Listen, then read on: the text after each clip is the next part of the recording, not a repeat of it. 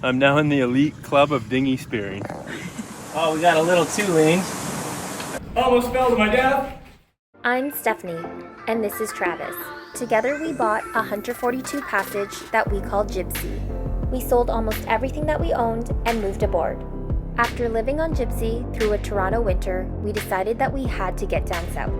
Though we've got very little sailing experience, we decided to leave it all behind in our home country Canada to live out our dream in sailing the world. We're so pumped to share this adventure of a lifetime.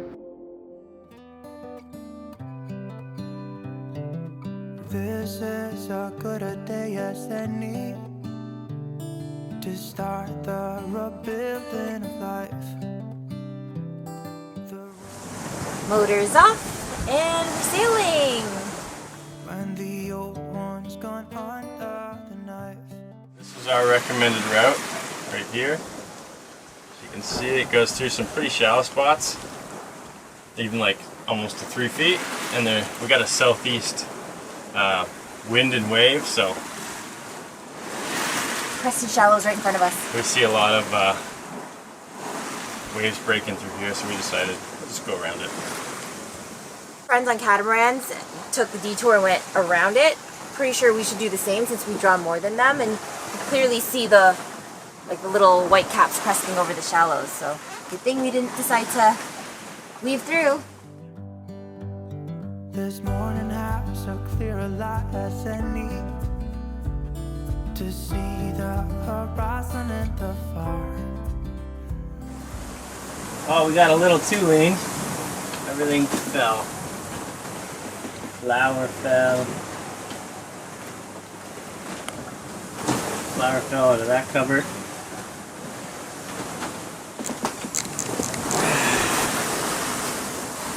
Even our paddle boards were in the water. Steph, I think she's still sleeping. I'm not sleeping, I'm just whatever. Whoa, I felt that water up to me just now. To get to Buena Vista, we're going to end up having to beat into the waves and the wind, and it's pretty rough right now, so we're going to head towards Raccoon Key because the angle's a little bit better for us to get over there. Something's gotta give today. It's a good day today. It's a good day today. It's a good day to live.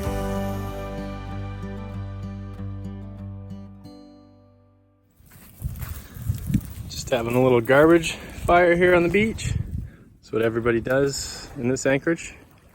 It's pretty much the only way all of the Bahamas gets rid of their garbage is they just burn it. As we've been traveling down the Bahamas, we've just paid the locals to burn their garbage. But down here in the Raggeds, there's no locals to burn our garbage, so we just do it ourselves. During our short stay at Hog Key, we tried to do some spearfishing, but there wasn't much around. More boats equals less fish. Come mid-afternoon, we decided to pick up our anchor and head to Little Ragged Island. It took us just under 2 hours to get to Little Ragged Island from Hog Key with 3 of our buddy boats, and we're staying here until about 3 a.m. tonight. Yeah, we're going to head to Acklands tomorrow. The winds kind of die down, and they start to veer to the south a bit, so it'll give us a pretty good point and angle towards Ackland, where we will wait there for a better weather window. The winds died down in the night a little bit earlier, so we ended up leaving a couple hours earlier than planned. Our initial plan was to leave from Little Ragged Island to head east towards Acklands. However, the way that the wind and the waves took us overnight, we were better off going up north towards Crooked Island.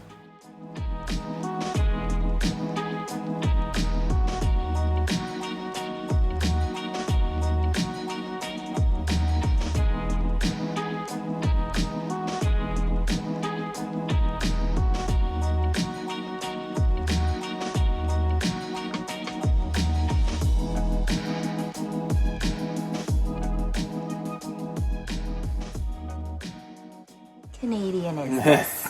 Eh? And guess who's gonna be farting later, eh? Poutine. Come on. It's good.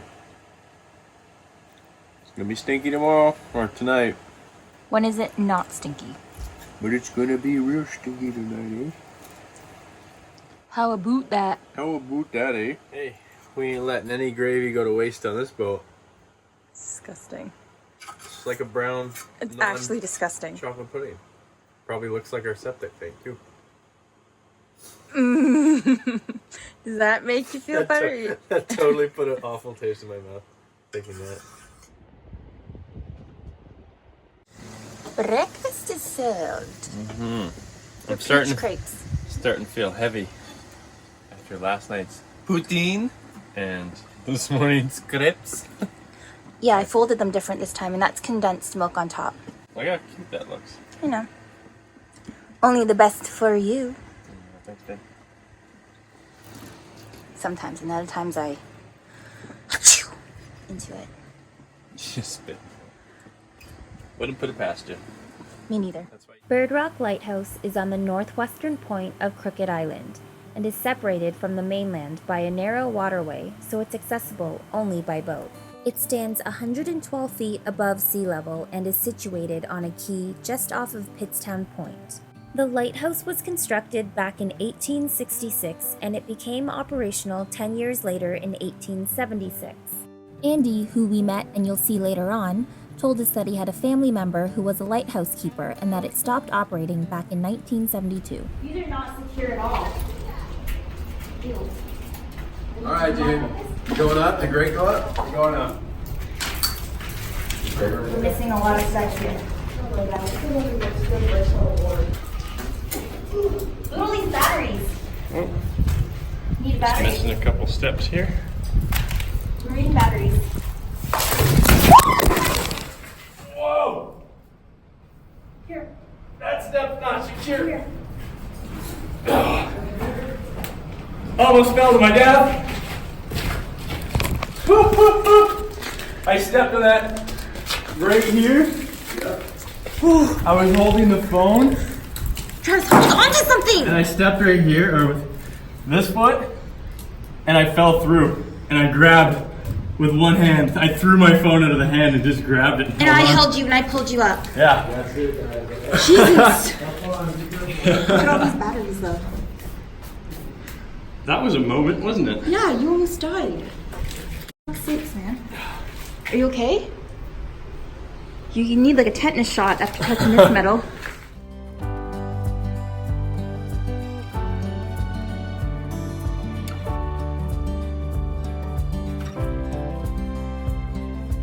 It's a good spot to source out the reef that we're gonna go swim on. Pretty cool spot. There's the lighthouse. A little scary. A little sketchy, but. It was really neat to visit here because Christopher Columbus is said to have anchored here for a short period of time when he first arrived in the Bahamas.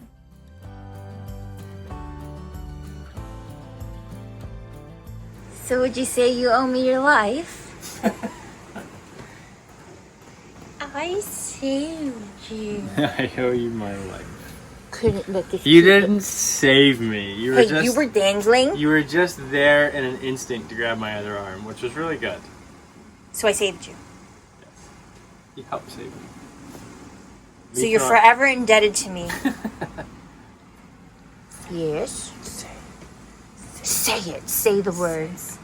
We are off to, what's the restaurant called again? No idea. That's all we need. Gibson's number 2 is where we're going to eat.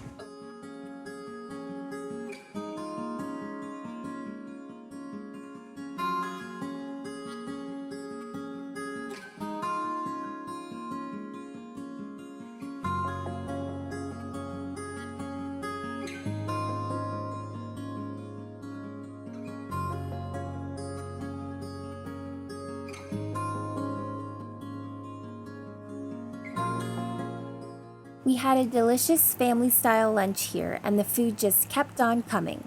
Conch fritters, salad, dinner rolls, chicken cooked 2 ways, battered fish, peas and rice, and carrot cake with ice cream for dessert. Hi, I'm Lisa. Hi, I'm Willie. Kay works with me at Gibson's Lunchroom. There's Lisa in the back and Margaret in the back. Got Andy in the bus. Woody's those fishing. So welcome and come to Crooked Island anytime. Yeah, We'd love to have Landrail Point Be Crooked Island. open. We're COVID free. Kaylisa also explained that Gibson's number 1 used to be down the street, owned by her mother. However, it was damaged in the hurricane of 2015. The owners of Gibson's were beyond warm and welcoming. We had mentioned that we wanted to take a tour of the island, so they arranged for Andy here to take us on a drive around the island and show us various places free of charge. Of course, we all gave him a little something to thank him for his time. Andy showed us the first post office in the Bahamas that has since been converted to a restaurant. He said this is the original wall. Donated by the Royal Bank of Canada. We stopped at the little souvenir shop, and though it didn't have too much in there, it looks like they're really trying to develop the area. Just look at this gorgeous marina. The nearby beach bar was a fun time and had a gorgeous view, especially during sunset. Our prevailing winds are always just a little far down south, you know. But winter months, all right, I gotta go up and just get a float. Jacob's calling. You got it. After a great time in the north end of Crooked Island, we're moving 8 nautical miles south down to French Wells Point, where we'll stay for the remainder of our time on Crooked Island.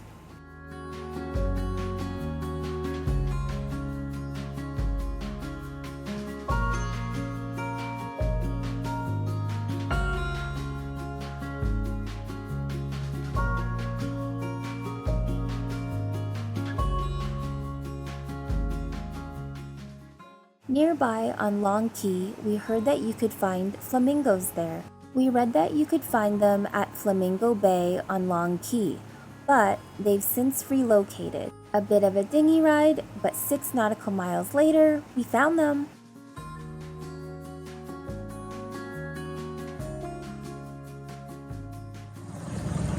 Yeah, there are a bunch of little jacks in here.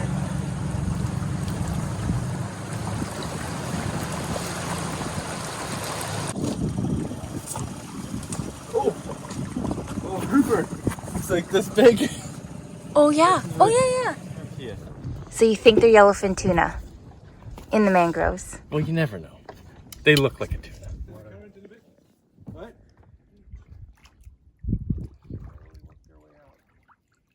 Spear fishing in the tiny little mangroves. Biggest fish I've caught yet. I'm gonna get a picture with Was in him. less than 6 feet of water. So you actually caught him. Yeah, they came up at me real quick. There's a school of them. It's clearer above water than it is to look underwater I know. because of all the sand.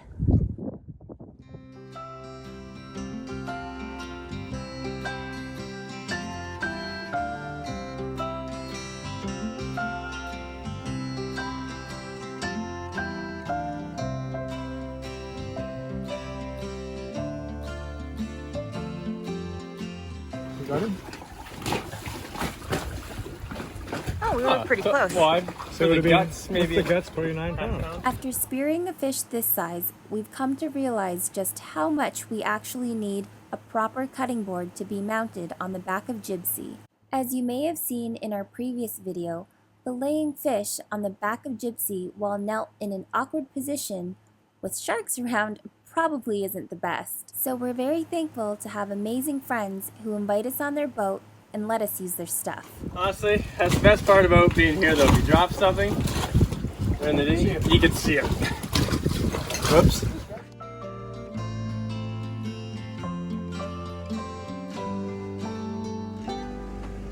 I hear the generator going. Is someone gonna do some vacuuming?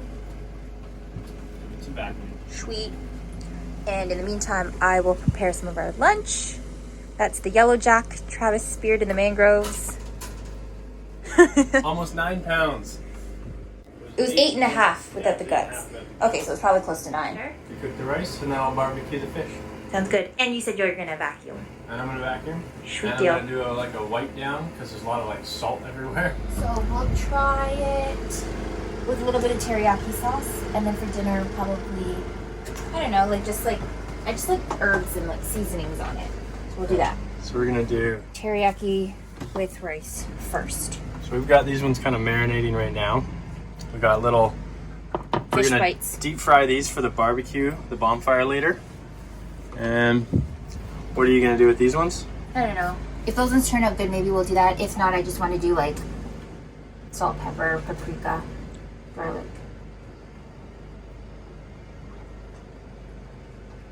We're saving dishes. Actually, I think I'll do a little bit of laundry. Like that. It'll be a full clean day. Yeah. Yeah.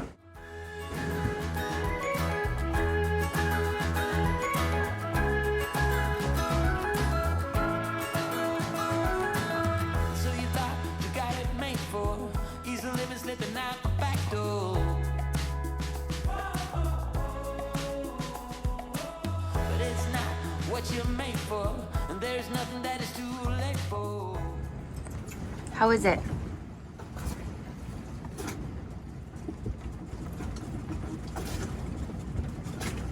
Pretty good. Is it cooked?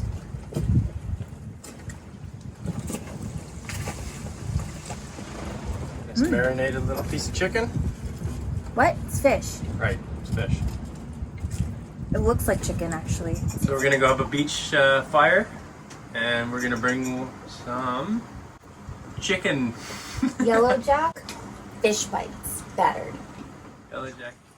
So I'm just tossing it in some Bisquick powder, and then batter. The batter is more Bisquick powder, salt, a little bit of paprika, and an egg, and water because we didn't have any more beer left. So not Yeah. beer battered. We would recommend putting beer in this, but we don't have any, and there's nowhere to get beer.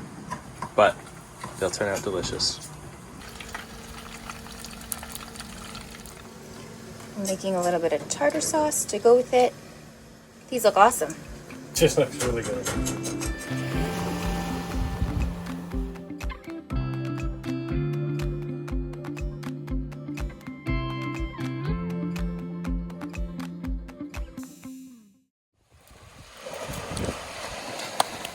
Good stuff.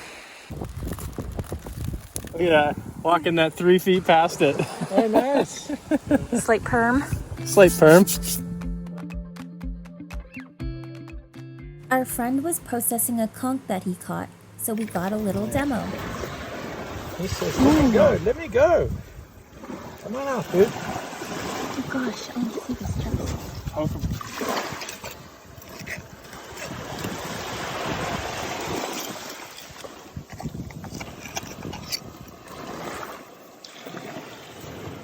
Oh gosh. The whole yanking it out thing is It's tough, eh? yeah. Oh yeah, they not weak. Oh jeez. So the whole thing is you got to cut this, That's what you eat, the white you're stuff. cutting that. Yeah. Yeah, and it's stuck, it's attached on the inside of the shell here. So you just have to cut that off. and then Don't this orange stuff, no. The orange stuff, some people do eat it. Makes great bait. What is that thing? Ew, oh I touched it. Touched it nice. That's part of his guts. Oh. So basically now, yeah, so this is what you eat. This stuff. You just have to peel all the skin off. Oh, okay. So that's white underneath. You just have to peel it, and Yeah. then you get that white meat there. Yeah, and then this stuff, if you want, Just trim it off. trim it off and you keep it for bait. Huh. So these are his eyes, and that's his mouth, and you can see here's where the intestines are. So you need to basically cut that away. Cut these guys off, and then there's a bit of stuff you clean off, and then pull it off.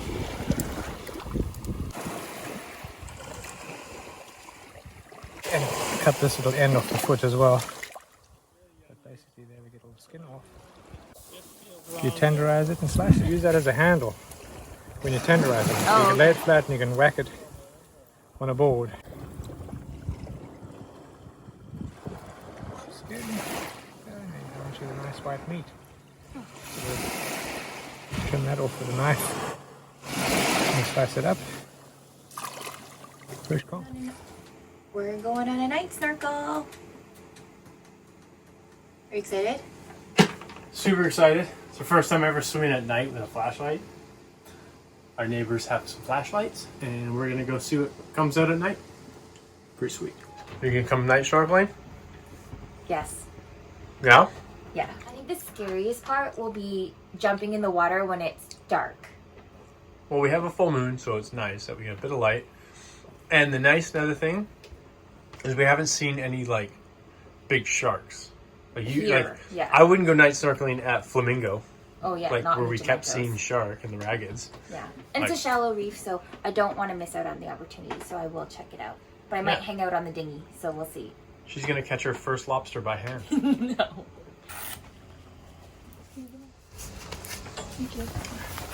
Look how we figured out our flashlights. Put them in these little waterproof bags. Oh yeah. Now we'll each have one. Bam! Now we'll each have one. Bam! We're pretty Yours is good. gonna light up the entire ocean. Yeah. Well, that was pretty cool. That was super cool. We didn't see like a 20-foot reef, or a 20-foot depth reef, and just like it was sweet. we didn't see too much though. No lobsters walking on the ground, but still cool to get in when it was dark. Yeah. Totally different experience of only being able to see what your flashlight can see. This morning we're gonna try a little bit of a healthier breakfast. We have some toasted oats on the pan, and then I cooked them on the stove afterwards. Got bananas, cinnamon, chia seeds, raisins, pecans, peanut butter, and then we're gonna top it off with some honey drizzle.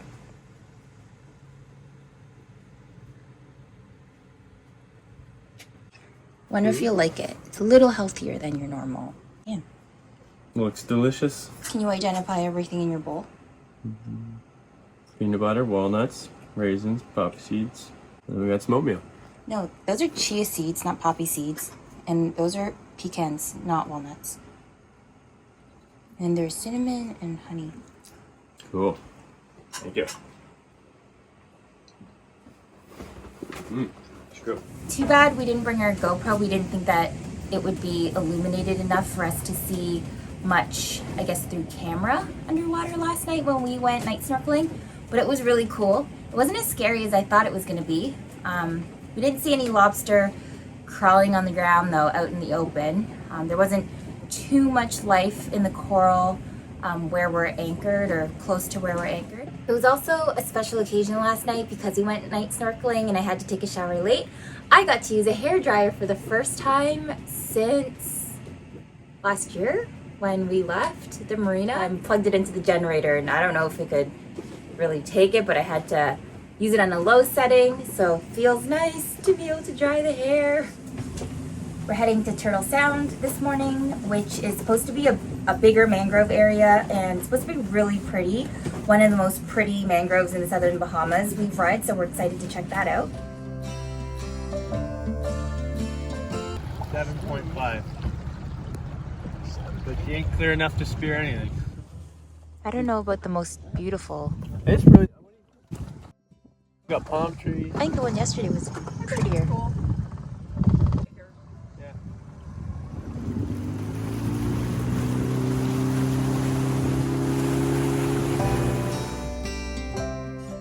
After visiting Turtle Sound, we decided to head back to the mangroves that we were at yesterday. When we get to that rocky bank. Out ready with the spear. Gotta get more lunch. We got lunch. What is it? It's a snapper, I think. Darn, I didn't catch you actually spearing it. I think they took off. I'm now in the elite club of dinghy spearing. Oh shit! Oh no, it just fell in. You'll have to go. Is he still alive? I think he was dead. See if he coming your way. I just wanted to put a little water in. Jumped right out. Oh, he's actually alive. And he jumped out. Well, Oh, I'm sorry. we'll get him back. Back to your left. Right out in front of you. I can't see shit. Right in front, right in front.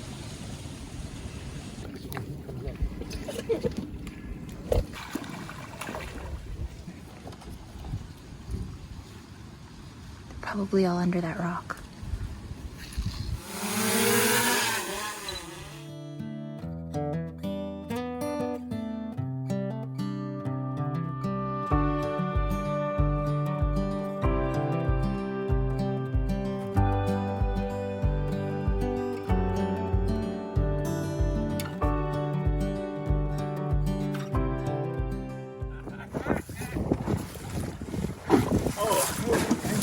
I think ours was bigger. That's it. There's the hole. So he was just. It's right there at that rock. I mean, I was swimming along towing the dinghy and I saw something, flash in the bottom. And I thought, what the hell's that? What's that fish is doing something funny? Swam down. There it was. Noceums are back. There were no noceums in the Raggeds and the Jumentos. But now they're back, I think, because we're closer to vegetation. Well, we just did spend some time in the mangroves. No, I think it was from the other day, but yeah. I don't know. They're back. We got some. Yay, we got it back. That's funny. How funny is it that they found the exact same fish? There's the spear hole. Crooked Island was definitely one of the friendliest islands here in the Bahamas. It was a memorable time here, to say the least. Thanks for watching, and tune in next time as we sail on over to Ackland's Island.